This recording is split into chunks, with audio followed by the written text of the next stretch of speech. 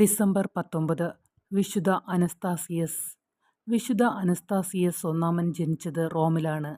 അദ്ദേഹം മാക്സിമസിൻ്റെ മകനായിരുന്നു. 399 നവംബർ 27 മുതൽ ഡിസംബർ 19, 401 വരെ മാർപ്പാപ്പയായിരുന്നു. ലാറ്റിനിലേക്ക് വിവർത്തനം ചെയ്തതിന് തൊട്ടുപിന്നാലെ അലക്സാൻഡ്രിയൻ ദൈവശാസ്ത്രജ്ഞനായ ഒറിജിൻ്റെ രചനകളെ അദ്ദേഹം അപലപിച്ചു. സെൻസർ ചെയ്തതിന് വിശുദ്ധ ജെറോമിൻ്റെ പ്രശംസ നേടി. മാർപ്പാപ്പ കത്തുകളിൽ ഒറിജിനിസ്റ്റ് രചനകളെ അപലപിച്ചു. കൂടാതെ ഒറിജിൻ്റെ പഠിപ്പിക്കലിൻ്റെ വ്യാപനത്തെ നിരാകരിച്ചു.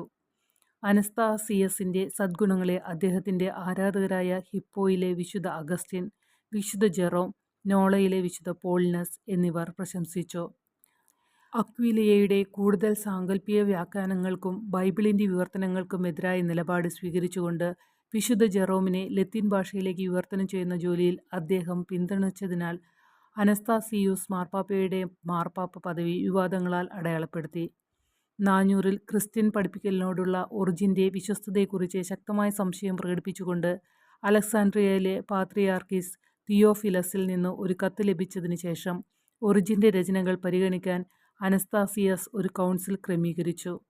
ഒറിജിൻ്റെ പ്രവർത്തനത്തെ കൗൺസിൽ അപലപിച്ചു. അക്വിലയിലെ റൂഫിനസ് വിശുദ്ധ ജെറോം ആക്രമിച്ച ഒറിജിൻ്റെ ആദ്യ തത്വങ്ങളുടെ വിവർത്തനത്തെ പ്രതിരോധിക്കാൻ പോപ്പിന് കത്തെഴുതി. അനസ്താസിയസ് കൗൺസിലിൻ്റെ തീരുമാനം ശരിവച്ചു. തൻ്റെ മാർപ്പാപ്പ പദവിയിലുടനീളം അദ്ദേഹം ഈ എഴുത്തുകൾക്കെതിരെ പോരാടി. 400-ൽ അവ ചർച്ച ചെയ്യാൻ അദ്ദേഹം ഒരു കൗൺസിൽ വിളിച്ചു. ഒറിജിൻ കത്തോലിക്ക സഭയോട് വിശ്വസ്തനല്ലെന്ന് അദ്ദേഹം വിളിച്ചുകൂട്ടിയ കൗൺസിൽ സമ്മതിച്ചു. അദ്ദേഹത്തിൻ്റെ ഭരണകാലത്ത് അദ്ദേഹം ഉത്തരാഫ്രിക്കയിലെ കത്തോലിക്കരെ ഡൊണാറ്റിസത്തിനെതിരെ പോരാടാൻ പ്രോത്സാഹിപ്പിച്ചതായും പറയപ്പെടുന്നു. പോണ്ടിയനിലെ കാറ്റകോമ്പിലാണ് അനസ്തിയാസിനെ അടക്കം ചെയ്തിരിക്കുന്നത്. അദ്ദേഹം സഭയുടെ ആദ്യകാല വിശുദ്ധനായിരുന്നു.